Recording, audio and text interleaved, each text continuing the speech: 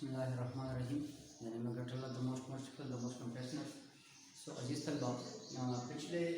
Topic में जो पाकिस्तान के जो मसाइल थे उसके बारे में मुख्तलिफ़ टॉपिक्स पर हम बात कर चुके थे, जिसमें हम तालीम के हवाले से बात कर चुके पाकिस्तान में जो तालीम के मसाइल हैं। इसी के साथ साथ सेहत के हवाले से हम बात करेंगे कि इसमें जो पाकिस्तान के जो मसाइल हैं और कौन कौन से जो मसाइल हैं वो सेहत के हवाले से दरपेश हैं। फिर इसके बाद हम ज़राअत के बारे में बात करेंगे कि इसमें मुख्तलिफ़ किस्म के जो मसाइल हैं वो पाकिस्तान में शहरों को लोगों को दरपेश हैं। सबसे पहले पाकिस्तान की मसाइल के बारे में अगर हम पढ़ते हैं तो अगर हम उस पर मुआवजा करें, इसकी हम रिव्यू ले लेते हैं तो 1947 में जो हमारी आबादी थी वो 33 मिलियन थी। और इसी के साथ साथ इसमें जब हम इसमें से बात करते हैं तो पाकिस्तान की जो आबादी जो 2004 के मुताबिक 2005 के सर्वे के मुताबिक जब बढ़ने लगी तो 151.1 मिलियन तक पहुंच गई। फिर इसके साथ साथ इसमें इजाफा भी होता रहा और 2020 तक अगर ये आबादी बढ़ती रही तो ये 200 मिलियन तक पहुंच जाएंगे। अगर शरह आबादी पहले से 1991 में 3.4% से कम होकर 1.9% हो चुकी है, और इसके बावजूद आबादी में इजाफे का ये रुझान मुकम्मल तौर पर हमारे लिए बहुत से मसाइल पैदा कर रही हैं, जिसमें सबसे पहले जो बुनियादी मसला है हमारे यहाँ बेरोज़गारी का मसला है, गुरबत का मसला है, तालीम और ख़वानगी शरह ख़वानगी का मसाइल है जो हमारे यहाँ दरपेश है। मुख्तलिफ़ किस्म के अगर हम पाकिस्तान की अपनी जोग्राफियाई हदूद पर नज़र रखें तो हमारे यहाँ जितना कुल रकबा है पाकिस्तान के मुकम्मल जो हदूद हैं वो 7,96,096 मरबा किलोमीटर पर वाक़ हैं। और इसी के साथ ये दुनिया की आबादी का 2.36% बनता है। 1950 में अगर हम पाकिस्तान की आबादी को अगर हम कंपेयर कर लेते हैं तो ये 4वें नंबर पर जो हैं और 6ठे नंबर पर आ चुकी हैं। इसमें से नवमौलूद बच्चों की जो अमवाती शरह है वो 83 जो है वो 83,000 के हिसाब से जो जिंदा पैदाइश होती हैं वो बयान की जाती हैं। इनमें ये जो 2004-5 के तनासब और अंदाजे के मुताबिक जब हम इस पर बात करते हैं तो ये बात भी सामने आ जाती है कि इसमें ज़चगी के दौरान में जो ख़वातीन की जो शरह अमवात हैं वो 350 है। 350 जो फ़ी लाख के हिसाब से अमवात होती हैं ख़वातीन की जो ज़चगी के दौरान वाक़ होती हैं। मर्दों की तादाद अगर हम तनासब कर लेते हैं तो ये 52% बनती है, 52%। और फिर इसके बाद औरतों की जो तादाद हम बयान करते हैं अंदाज़ों के मुताबिक तो इसमें ये 48% बनती हैं। 2004-2005 के आदाद शुमार के मुताबिक जो हम बेरोज़गारी को हम तनासब कर लेते हैं तो इसमें 36 लाख अफराद 2004-2005 सर्वे के मुताबिक बेरोज़गार हैं। ये हमारे यहाँ मुकम्मल तौर पर हम प्रीव्यू लेते हैं जो हमारे पिछला जो टॉपिक था इससे जो रिलेटेड जो चीज़ें थी जो हम बयान कर चुके हैं कि इसमें आबादी पहले कितनी थी, फिर बढ़ गई हमारे पाकिस्तान की जो हमारी आबादी और मुकम्मल तौर पर बहुत से इजाफी हदूद को छू रही थी। और इसके साथ बहुत से आबादी के हिसाब से मुख्तलिफ़ किस्म के मसाइल जो हमारे यहाँ दरपेश हैं। इनमें से अगर हम इन तमाम चीज़ों को कंपेयर कर लेते हैं तो इसमें सबसे बुनियादी चीज़ हमारे यहाँ जो आ जाती हैं वो है हमारे यहाँ आमदनी के जो फ़ीकस आमदनी के हवाले से अगर हम बात कर लेते हैं तो यही बात भी सामने आ जाती है कि इसमें बढ़ती हुई शरह आबादी हमारे माशी तरक्की को बुरी तरह मुतासर कर लेती हैं, क्योंकि शरह माशी तरक्की और शरह इजाफा आबादी का ताल्लुक़ है। यानी अगर हम इसमें से कंपेयर कर लेते हैं इन चीज़ों को कि इसमें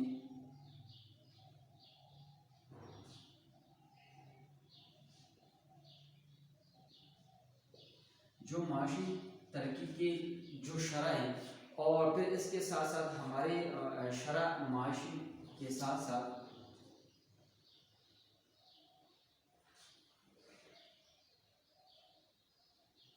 शरह आबादी है। ये दो ऐसे फैक्टर्स हैं जिसकी बुनियाद पर हमारे यहाँ आबादी के ज़्यादा होने इजाफे होने की वजह से हमारे यहाँ माशी तरक्की भी बहुत ज़्यादा उसमें रुकावटें आ जाती हैं, और जिसकी तमाम जो असरात होते हैं वो हमारे तालीम पर पड़ती हैं, हमारे सेहत के हवाले से जितने भी हमारे यहाँ मसाइल होते हैं उस पर पड़ती हैं, और इसके साथ साथ हमारी ज़राअत पर इसका बहुत ज़्यादा असर होता है, उस पर असरअंदाज होती हैं। बढ़ती हुई आबादी की ज़रूरियात यानी खुराक इसमें जो है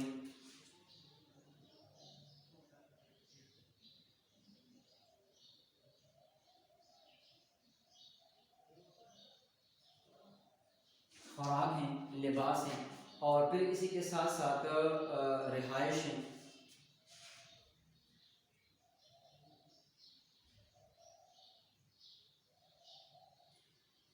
اسی کے ساتھ صحت کے حوالے سے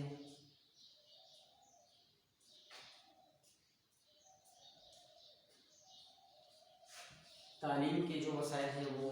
اس میں آبادی کی وجہ سے اس پر بہت زیادہ اثر پڑتا ہے صحت کے حوالے سے، اور اس میں سے جو دیگر ضروریات ہیں اس پر بہت زیادہ اثر پڑتا ہے، مثلاً اس میں جو گھریلو جو ضروریات ہیں، تعلیم کے ساتھ ساتھ رہائش کے ساتھ لباس اور خوراک کے ساتھ ساتھ ہماری صحت کے حوالے سے جو بڑھتی ہوئی آبادی کا اثر ہمارے ہاں پڑتا ہے۔ فوری اضافہ ممکن نہیں ہوتا، بلکہ ضروریات کی طلب اور فراہمی کے درمیان جو خلا بڑھتا جائے گا، آبادی کو موجودہ معیاری معاش پر رکھنے کے لیے، یعنی معاشی معیار پر رکھنے کے لیے بھی کئی گنا زیادہ سرمایہ کاری کی ضرورت ہوتی ہے۔ اس وقت ملک میں بے روزگار افراد کی جو حالت ہے 2004-2005 سروے کے مطابق اگر ہم اس کو کمپیئر کر لیتے ہیں تو یہ بات بھی سامنے آ جاتی ہے کہ اس میں سے اگر ہم 2004-2005 کے اعداد و شمار کے مطابق اگر ہم کمپیئر کر لیتے ہیں ان تمام چیزوں کو، تو اس میں ملک میں 36 لاکھ افراد بے روزگار ہیں۔ اور آج کل جو جتنے اگر ہم اس تمام چیزوں پر نظر رکھتے ہیں، حکومت مختلف اقدامات بھی کر رہی ہے، لیکن جس طرح چھوٹے چھوٹے منصوبے بنائے جاتے ہیں اور اسی کے ساتھ ساتھ چھوٹے اور درمیانے درجے کے جو کاروبار کے لیے آسان شرائط پر جو قرضے دیے جاتے ہیں، لیکن اس کے باوجود بھی ہمارے ہاں شرح معاشی ترقی وہ اضافی حدوں کو نہیں چھو پاتی۔ اس کی وجہ بنیادی طور پر ہمارے ہاں شرح آبادی میں روز بروز اضافہ ہوتا ہے، یعنی مسائل دن بدن بڑھتے جا رہے ہیں اور اسی کے ساتھ ساتھ وسائل میں کمی آ جاتی ہے۔ ان تمام چیزوں کے تناظر میں اگر ہم دیکھتے ہیں تو اس میں دیہات میں محدود روزگار کے جو مواقع اور جو کے باعث دیہی آبادی شہر کی طرف جو منتقلی ہوتی ہے، اس میں شہری آبادی کا دباؤ بڑھتا جا رہا ہے اور آبادی اور وسائل میں عدم توازن بڑھتا چلا جا رہا ہے۔ اس میں آبادی کے ساتھ اور معاشی کے ساتھ اگر ہم ان کو کمپیئر کر لیتے ہیں تو اس میں ہمارے ہاں جو چیزیں آ جاتی ہیں وہ وسائل کی فراوانی ہے۔ مسائل زیادہ ہوتے جا رہے ہیں اور اسی کو بنیاد بنا کر مختلف امور میں اس میں وسائل کم ہوتے جا رہے ہیں۔ تو ان تمام بنیادوں پر اگر ہم سب سے پہلے تعلیم کے مسئلے کو ہم دیکھتے ہیں تو ملک میں تعلیمی ترقی کے جانچنے کا ایک اہم معیار وہاں پر شرح خواندگی ہے، یعنی اگر ہم اس کو دیکھ لیتے ہیں تو شرح خواندگی کی بنیاد پر کسی بھی ملک کی تعلیمی حالت کو دیکھ کر اور اس کی صحت کے حوالے سے ان کی تمام سہولیات کو دیکھ کر ان دو شعبوں سے کسی بھی ملک کی ترقی کا معیار جانچا جا سکتا ہے اور اس کی ترقی کو محسوس کیا جا سکتا ہے اور دیکھا جا سکتا ہے۔ پاکستان کی شرح خواندگی حکومت کی کوششوں کے باوجود بھی 1998 کی مردم شماری کے جو مطابق ہے وہ 45% ہیں، 45%، اور پھر 2004-2005 کے مطابق اس میں جتنے بھی ہمارے ہاں تعلیم کے حوالے سے جو شرح خواندگی ہیں وہ 54% ہیں، یعنی اگر ہم اس پر کمپیئر کر لیتے ہیں تو 1998 مردم شماری کے جو مطابق جو 45% جو شرح ہے وہ شرح خواندگی اسی پر مبنی ہے، اور پھر اس کے ساتھ 2004 کے اندازوں کے مطابق اگر ہم اس کو کمپیئر کر لیتے ہیں تو یہ 54% شرح خواندگی ہے۔ پھر اس کے ساتھ ساتھ اگر ہم اس میں یہ بھی ہم اس میں کمپیئر کر لیتے ہیں کہ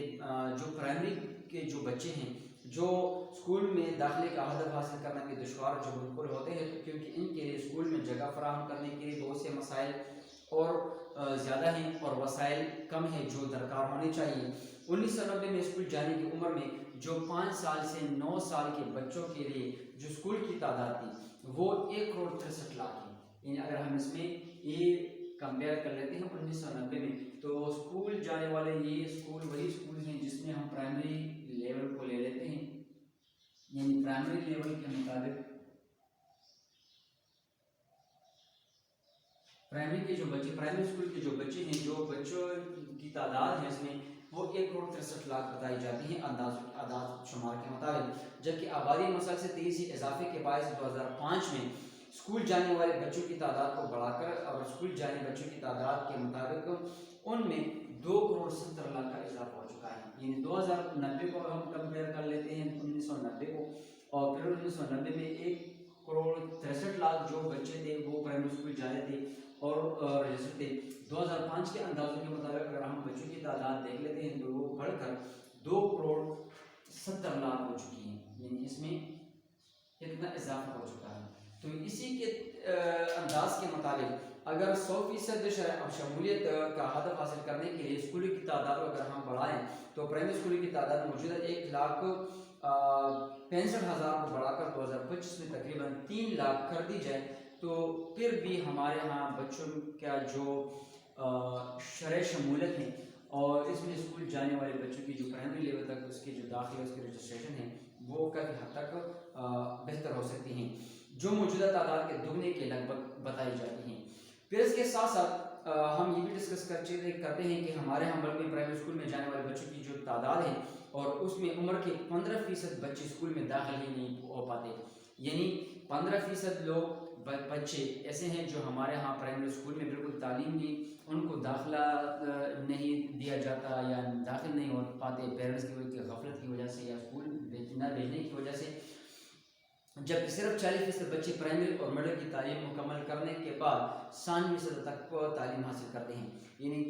15% بچے اسکول میں داخل ہی نہیں ہو پاتے اور 40% بچے ایسے ہوتے ہیں جن کو بنیاد بنا کر وہ صرف پرائمری میڈل اور پھر 90 تک وہ تعلیم حاصل کر لیتے ہیں۔ اور جبکہ اگر ہم اس کو کمپیئر کر لیتے ہیں پرائمری سطح کو سری لنکا اور بنگلہ دیش کی تعلیمی جو اس کی جو سسٹم ہے اور جو نظام ہے وہ شرح شمولیت وہاں پر 100% ہے۔ 2002 میں 2003 میں ہمارے ہاں ہم کوئی آگے نہ بڑھ سکے اور اس لحاظ سے ہم اپنے ہدف سے بھی پیچھے جا رہے ہیں۔ اگر ہم تعلیم کے حوالے سے اگر ہم دیکھیں تو یہ تمام چیزوں کو اگر ہم کمپیئر کر لیتے ہیں تو آبادی میں اضافے کی وجہ سے سب سے جو بنیادی جو ہمارے ہاں مسائل پیدا ہو رہے ہیں وہ تعلیم کے حوالے سے مسائل پیدا ہو رہے ہیں اور صحت کے حوالے سے کہ ان میں مختلف قسم کے وسائل بروئے کار نہیں لائے جاتے، وسائل کی کمی اور مسائل کے انبار لگے ہوئے ہوتے ہیں۔ اس کے ساتھ ساتھ اگر ہم پاکستان کی زراعت کے حوالے سے اگر ہم دیکھ لیتے ہیں تو زراعت کے حوالے سے اگر ہم دیکھیں تو ایک زرعی ملک ہونے کے ناطے پاکستان میں زراعت کی اہمیت کو بہت اہم مقام حاصل ہے اور ملک کی معیشت کی ترقی کا دار و مدار بھی سب سے زیادہ ہمارے ہاں زراعت پر ہی ڈپینڈ کرتی ہیں اور اسی شعبے پر وابستہ ہیں۔ اس وقت ہمارے کل قومی پیداوار کا 24% جو ذرائع بتائے جاتے ہیں وہ زراعت کے ساتھ اور زراعت سے حاصل ہوتا ہے اور ملک کے محنت کشوں کی جو 48.42% بتائی جاتی ہیں کہ اس میں 48.42 جو فیصد ہے وہ اس انداز کے مطابق بیان کی جاتی ہے کہ اس میں زراعت سے منسلک ہے، یعنی 48.42 جو ہم تناسب کو دیکھتے ہیں اور اس کو بنیاد بنا کر ہم زراعت پر وسائل کو اور پھر زراعت میں جو ریلیٹڈ جو مسائل ہیں اس کو کمپیئر کر لیتے ہیں تو 48.42% جو لوگ ہیں وہ زراعت سے وابستہ ہیں ہمارے یہاں پاکستان میں۔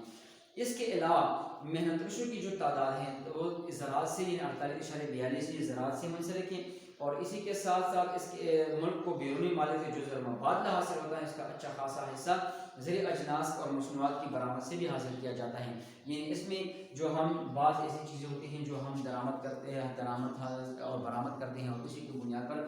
ہم اس پر ڈیپینڈ کرتے ہیں۔ اس میں سے دیگر جو اجناس اور مصنوعات کی برآمد سے حاصل کیا جاتا ہے اور ملک کے ہمارے ہاں بیشتر کارخانوں کا انحصار بھی زراعت پر ہوتا ہے، یعنی جتنی بھی ہمارے ہاں زراعت کے حوالے سے جتنی بھی چیزیں ہیں وہ تمام کارخانے اسی کے ساتھ ریلیٹڈ ہیں اور سملر ہیں۔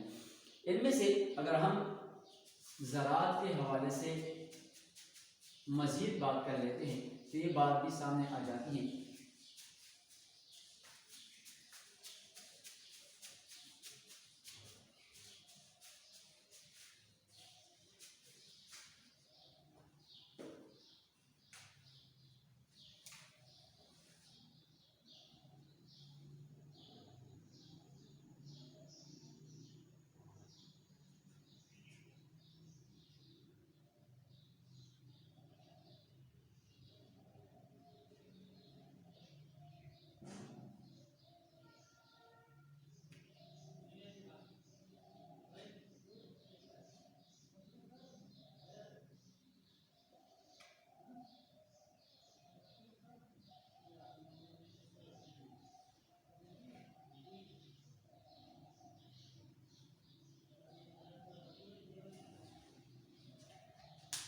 ملک کی تقریباً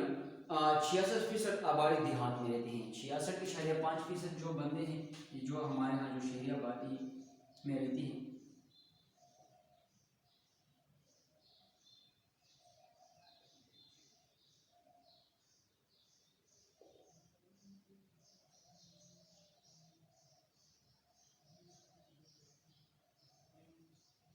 دیہات میں رہنے والے 66.5% لوگ اور براہ راست یا بالواسطہ زراعت پر گزر اوقات کرتے ہیں. اگر زراعت میں ترقی ہو تو اس سے نہ صرف ملک کی معاشی ترقی کی رفتار میں اضافہ ہو سکتا ہے بلکہ ملک کی کثیر آبادی کی حالت بھی بہتر آئے گی. یعنی اگر ہمارے ہاں جو 70-75% جو ہمارے ہاں جو لوگ ہیں وہ زراعت سے جو وابستہ ہے، لیکن اس میں سے ہم ایسی چیزیں کی کمی ہوتی ہیں ہمارے ہاں زراعت میں، جس کی وجہ سے ہم دیتے ہیں کہ ہمارے ہاں جو 48.42% ہیں وہ محنت کے شعبوں پر مشتمل ہیں، اور جو مکمل طور پر صنعت کار جو درآمد برآمد کے حوالے سے ہمارے ہاں جو اشیاء ہوتی ہیں اسی پر ڈپینڈ کرتی ہیں. اس کے ساتھ ساتھ 1947 میں کہ پاکستان کے ملک کا تمام تر حصہ زراعت کے شعبے پر تھا اور ملک کی 85% آبادی دیہات میں تھی.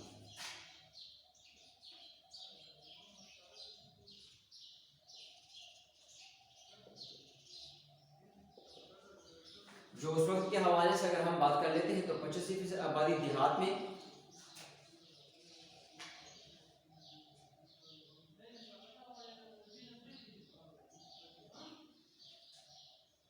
یہ اس وقت کے حوالے سے جب ہم قیام پاکستان 1947 کی بات کرتے ہیں. اور پھر اس کے ساتھ ساتھ 15% جو لوگ تھے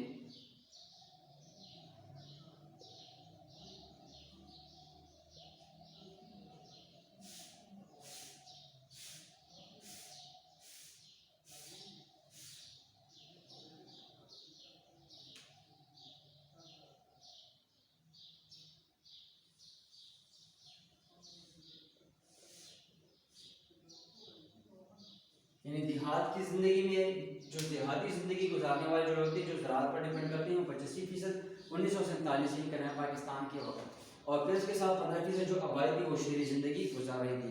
اس کے ساتھ ساتھ 75% لوگ زراعت کے شعبے سے منسلک تھے،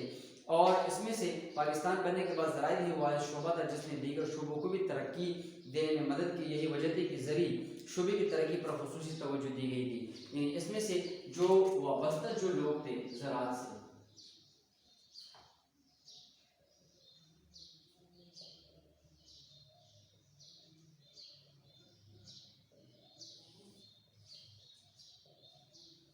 زراعت کے ساتھ وابستہ تھے، یعنی 75% لوگ زراعت سے بالکل وابستہ تھے، اور زراعت ہی واحد ایک ایسا شعبہ تھا جنہوں نے دیگر شعبوں کو بھی ترقی دی تھی،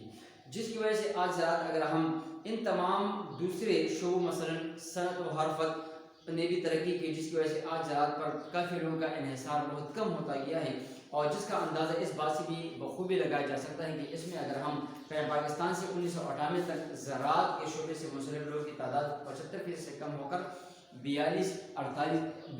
سے لے کر 48.42% تک ہو چکی ہیں. یہ پہلے اگر ہم زراعت کے پاکستان 1947 کی بات کرتے ہیں تو یہ پہلے بڑھ کر 75% لوگ تھے، جو کم ہو کر 48.42% پر آ چکی ہیں. تو اس تناظر میں اگر ہم اپنی ہی زراعت کی ترقی پر ہم نظر رکھیں تو یہ بات سامنے آ جاتی ہے کہ اگر ہم پاکستان میں جتنی بھی جو زراعت کے وابستہ جو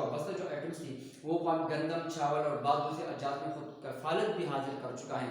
اور مگر دوسری چند فصلوں کی پیداوار ملک کی ضروریات کے مقابلے میں خاصی کم ہے، جس میں مکمل طور پر ہم خوردنی تیل یا دالیں قابل ذکر ہیں. 2001 اور 2002 کے سروے کے اور اندازوں کے مطابق اگر خوردنی تیل کی پیداوار 606 ملین ٹن تھی اور جو ملک کی ضروریات کا 29% تھی. اس کے حوالے سے دیگر 71% تیل باہر سے منگوانا پڑتا ہے.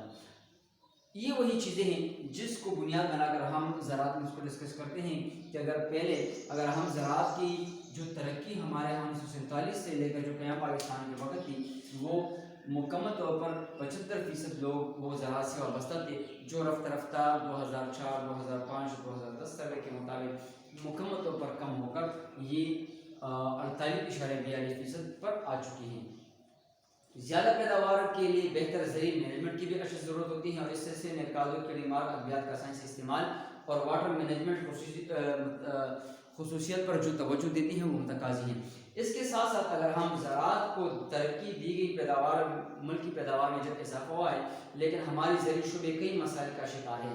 یعنی زراعت پر جو سب سے اہم چیز یہ بیان کی جاتی ہے کہ زراعت پر صحت کے حوالے سے اور تعلیم کے حوالے سے جو موجودہ مسائل ہیں جو ہمارے ہاں پاکستان میں ڈائریکٹ اس پر انفلوئنس کرتے اور اثر انداز ہوتے ہیں، تو اس میں سے اگر ہم زراعت کی بات کر لیتے ہیں تو اس میں جو پہلے 75% لوگ جو زراعت سے وابستہ تھے اور اس میں سے 48.42 جو محنت کش لوگ تھے وہ وابستہ تھے، اور وہ صنعت کار کارخانوں سے جو وابستہ درآمد اور برآمد کے حوالے سے، پھر اس میں سے جو 66.5% جو لوگ تھے وہ دیہاتی زندگی گزارنے والے یہ جو، اور 85% جو آبادی تھی وہ جو دیہاتی زندگی گزار رہے تھے، اور پھر اس کے ساتھ اگر ہم 1947 میں دیکھ لیتے ہیں تو اسی کے ساتھ 85% آبادی کے ساتھ ساتھ 15% جو آبادی تھی وہ مکمل طور پر شہری زندگی بھی گزارتی تھی۔ اگر ہم ان تمام چیزوں کو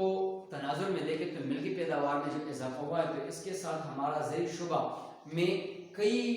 مسائل بھی ایسے ہیں جن پر کی بنیاد پر ہمارے ہاں زراعتی ترقی مکمل طور پر ترقی کا عمل مکمل طور پر رک چکا ہے۔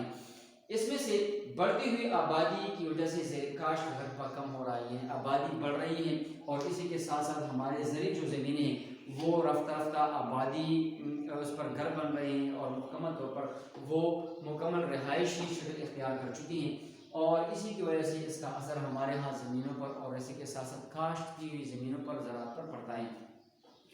نسل در نسل تقسیم ہونے کی وجہ سے زمین چھوٹے چھوٹے ٹکڑوں میں تقسیم ہو رہی ہے۔ جو بڑے بڑے جو زمینیں تھیں ہماری جو زراعت کی وجہ سے ہمارے ہاں مکمل طور پر لوگوں کو زراعت کی وابستہ جو جتنی بھی اجناس تھی وہ دے رہی تھی، وہ بدقسمتی سے رفتہ رفتہ وہی بڑی بڑی زمینیں وہ کم ہوتی جا رہی ہیں اور چھوٹے چھوٹے ٹکڑوں میں تقسیم ہوتی جا رہی ہیں، اس پر وہاں پر رہائشی گھر بنتے جا رہے ہیں اور ٹکڑوں ٹکڑوں میں تقسیم ہو رہے ہیں۔ فیکس زرعی رقبہ بتدریج کم ہوتا جا رہا ہے، یعنی اس میں جو پرسنٹیج ہیں وہ ایگریکلچر کے حوالے سے زراعت کے حوالے سے وہ بتدریج کم ہوتا جا رہا ہے۔ جس طرح اگر ہم اس کو ایکسپلین کر لیتے ہیں اور اس پر نظر رکھتے ہیں کہ پہلے 75% لوگ زراعت سے وابستہ تھے، یہ 1947 کے سروے کے مطابق اور اس ابتدائی دنوں میں، پھر اس کے ساتھ ساتھ یہ کم ہو کر 48.42 پر آ چکی ہیں۔ اس کے ساتھ اگر ہم ان فیکس زرعی رقبہ بتدریج جو کم ہوتا جا رہے ہیں، پاشی کے لیے آبی وسائل کم ہوتے جا رہے ہیں، اس میں سے زراعت کے سب سے اہم چیز بیان کی جاتی ہے وہ آبی وسائل کی ہیں۔ آبی وسائل کی وجہ سے بھی ہمارے یہاں کافی جو زمین ہے وہ بنجر ہوتی جا رہی ہے، اور مختلف نیت کی بنیاد پر ہم اس کو پراپر طریقے سے جو واٹر جو مینجمنٹ ہے وہ مینٹین نہیں کر پاتے، سیم و طور سے بھی زمین خراب ہوتی جا رہی ہیں، اور جس کے حوالے سے بھی مکمل طور پر اس کا اثر زراعت پر پڑتا ہے۔ تو یہی وہ چیزیں ہیں جس کی بنیاد پر ہم ان تمام چیزوں کو تناظر میں دیکھتے ہیں، جس کی بنیاد پر ہم مکمل طور پر ان تمام چیزوں کو چاہے وہ زراعت سے وابستہ ہو، چاہے وہ تعلیم سے وابستہ ہو، اور چاہے وہ جو ہم صحت کے حوالے سے ہم پڑھیں گے کہ کون کون سے ایسے مسائل ہیں جو پاکستان کے مسائل میں جو ہمارے ہاں جو 3 جو شعبے ہیں جو کسی بھی ملک کی جو ہیڈ کی حیثیت جو رکھتی ہیں اس پر اثر انداز ہوتی ہیں۔ تو اس کے ساتھ اگر ہم زراعت پر ہم نظر رکھتے ہیں تو مختلف قسم کی نیت کے مطابق ہمارے ہاں سب سے جو بنیادی چیز زراعت کے حوالے سے جو درپیش مسائل ہیں وہ ہیں آبی وسائل، پھر اس کے ساتھ آبادی میں اضافہ، اور پھر آبادی میں اضافے کے ساتھ ساتھ اگر ہم یہ رکھتے ہیں کہ بعض ایسی زمینیں ہیں جو ہمارے ہاں بنجر پڑی ہوئی ہیں، اور بعض ایسی بہت زیادہ زمینیں ایسی ہیں جو سیم و طور کا شکار ہے، تو اس نیت کی بنیاد پر حکومت کو توجہ چاہیے ان زراعت کے شعبے میں تاکہ وہ خوب ترقی کر سکے اور تمام لوگوں کے لیے روزگار کے مواقع بھی پیدا کر سکے، اور اجناس میں دیگر ممالک سے بھی اپنے تمام ضروریات زندگی کو نہ منگوایا جائے۔ اسی حوالے سے ہمارے ہاں پاشی کے لیے بھی جتنی بھی وسائل ہیں وہ بھی کم ہوتے جا رہے ہیں، جس کو بنیاد بنا کر ہم زراعت پر ہمارے ہاں مکمل ڈائریکٹلی انفلوئنس کرتے ہیں اور اثر انداز ہوتی ہیں۔ اس کی بنیادی وجہ ہمارے ہاں بڑھتی ہوئی آبادی اور زمین کا ٹکڑوں بڑی بڑی زمینوں کو کا ٹکڑوں میں تقسیم ہونا، اور وہاں پر جو رہائشی جو مقصد کے لیے استعمال ہوتے ہیں وہ شامل حال ہیں۔ ان تمام چیزوں کے ساتھ ساتھ اگر ہم صحت کے حوالے سے اگر ہم دیکھتے ہیں تو دیگر شعبوں کی طرح ہمارے ہاں جو صحت کے حوالے سے ہمارے جو پاکستان کے جو مسائل ہیں، جس طرح ہم تعلیم کے بارے میں پڑھ چکے ہیں کہ تعلیم میں کون کون سے ایسے مسائل ہیں، پھر زراعت کے حوالے سے ہم پڑھ چکے ہیں کہ زراعت میں کون کون سی ایسی چیزیں تھیں جس کو بنیاد بنا کر ہم ہمارے ہاں بہت سے ایسے مسائل پیدا ہو رہے ہیں جس کی بنیاد پر مناسب بندوبست اور انتظام نہ ہونے کی وجہ سے ہمارے ہاں اس میں مسائل رفتہ رفتہ اور دن بدن بڑھتے جا رہے ہیں۔ صحت کے حوالے سے اگر ہم اس کو ایکسپلین کر لیتے ہیں تو یہ بات بھی سامنے آ جاتی ہے کہ صحت میں جو بنیادی چیز ہے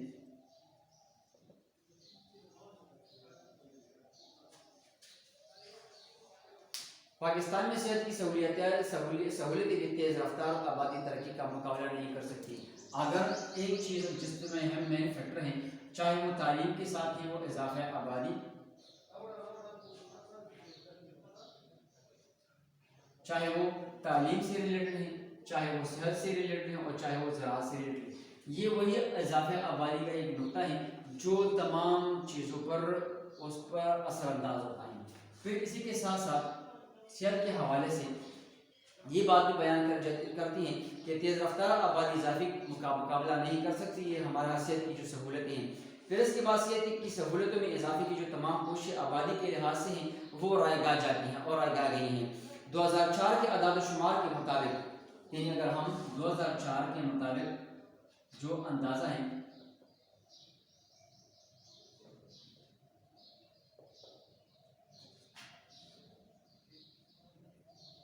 1400 لوگوں کے لیے، یعنی 1400 افراد کے لیے ایک ڈاکٹر موجود ہے۔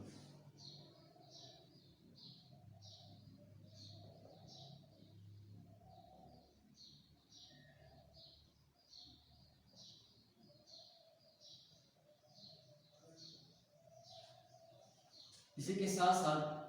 2004 سروے کے مطابق، ان اندازوں کے مطابق اگر ہم دیکھیں 3261 افراد کے لیے ایک نرس،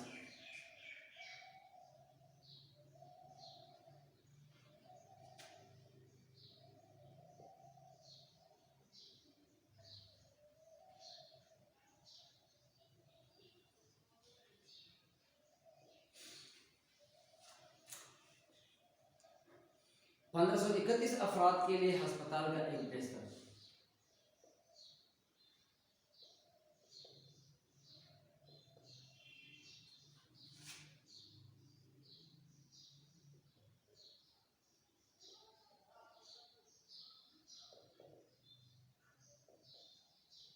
یہ ہمارے یہاں صحت کے حوالے سے بھی یہ مسائل ہیں جو درپیش ہیں۔ یہ اس وقت کے حساب سے اگر ہم 2004-2005 کے سروے کے مطابق، اندازوں کے مطابق اگر ہم کمپیئر کر لیتے ہیں،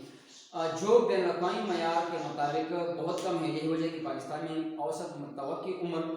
جو عمر بیان کی جاتی ہے صحت کے حوالے سے وہ 62 سال ہے۔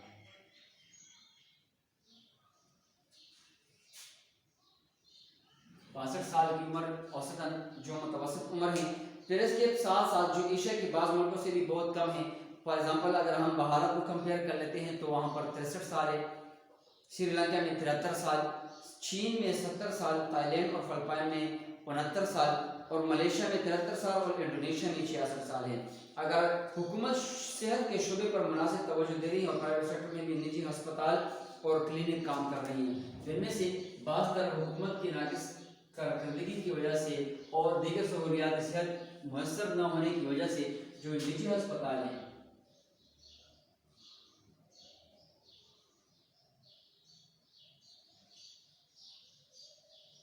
اور جو نجی کلینک ہیں وہ بھی کام کر رہے ہیں، ایسے کے باوجود بھی ہمارے ہاں حکومت کی طرف سے کوئی خاص توجہ نہیں دی جا رہی جو ہونی چاہیے۔ اور لیکن ادویات کے مہنگا ہونے اور نجی ہسپتال میں علاج انتہائی مہنگا ہونے کے باعث بھی سہولتیں عام لوگوں کی پہنچ سے باہر ہو رہی ہیں۔ اس کے لیے اگر حکومت کی صحت پر مختص کی گئی رقم کا جائزہ لیا جائے تو یہ جی ڈی پی کا تناسب 0.7 ہے۔ اگر ہم صحت کے حوالے سے اس کو مکمل طور پر اس کے صحت کے حوالے سے اگر ہم اخراجات کو اگر ہم دیکھیں یا تناسب کو اگر ہم دیکھیں تو یہ جی ڈی پی کا تناسب ہمارے ہاں جو صحت کے حوالے سے ہے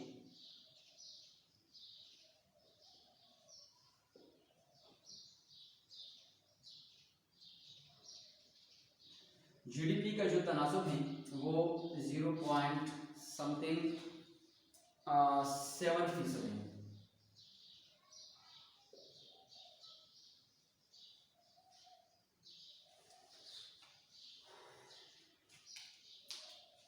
जो कि बहुत ज़्यादा कम है। इन तमाम तनाज़ुर में अगर हम इन तमाम मसाइल को अगर हम देख लेते हैं तो ये बात खुल के सामने आ जाती है कि हुकूमत को खुसूसी तवज्जो देनी चाहिए इन मसाइल में, चाहे वो तालीम के साथ जो रीढ़ की हड्डी की हैसियत किसी मुल्क की तरक्की के लिए रखती हैं, सेहत के हवाले से जो सेहत में ये तमाम चीज़ें का जो फुकदान है या इसमें जो अंदाज़े के मुताबिक जो जितनी कमी है इसके मुताबिक ये तमाम चीज़ें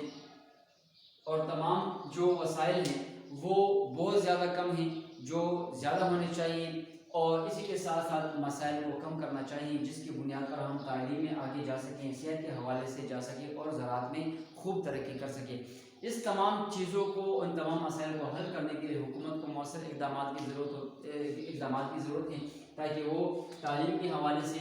मौसर पॉलिसियाँ अपनाएँ और उसको इम्प्लीमेंट कर लें। सेहत के हवाले से बात ऐसी जो सोर्सेज हैं और रिसोर्सेज हैं उसको इम्प्लीमेंट कर लें और तमाम चीज़ों को नए अमल के तौर पर, मुकम्मल स्ट्रेटजी के तौर पर तमाम लोगों के लिए दीगर सहूलियात की फराहमी को मुमकिन बनाया जा सके। ज़राअत के हवाले से भी तमाम चीज़ें जो हम डिस्कस कर चुके हैं कि इनमें भी खूब बेहतरी से बेहतर की तलाश और हिकमत अमलिया और मनसूबाबंदी बनाई जाए ताकि इसी के मुताबिक ज़राअत की शुरू में हम खुद कफ़ील हो जाए, सेहत के हवाले से भी हम खुद कफ़ील हो जाए और तमाम लोगों को बेहतर के अंदाज के मुताबिक इन तमाम चीज़ों को मौसर तरीके से हम हैंडल कर सकें। और तालीम के हवाले से ये तमाम 3 शोबे ऐसे हैं जो किसी भी मुल्क की तरक्की के लिए एक रीढ़ की हड्डी की हैसियत रखती हैं। अगर इनके बावजूद अगर इन तमाम 3 शोबों में अगर किसी मुल्क को किसी किस्म के जो वसाइल कम होते हैं और मसाइल ज़्यादा होते हैं तो फिर वो मुल्क कभी तरक्की नहीं कर सकता। इसी के साथ अगर हम अपने टॉपिक को वाइंड अप कर लेते हैं, नेक्स्ट टॉपिक की तरफ हम इंशाअल्लाह नेक्स्ट क्लास में हाजिर होंगे। तब तक के लिए इजाज़त चाहते हैं। अल्लाह हाफ़िज़।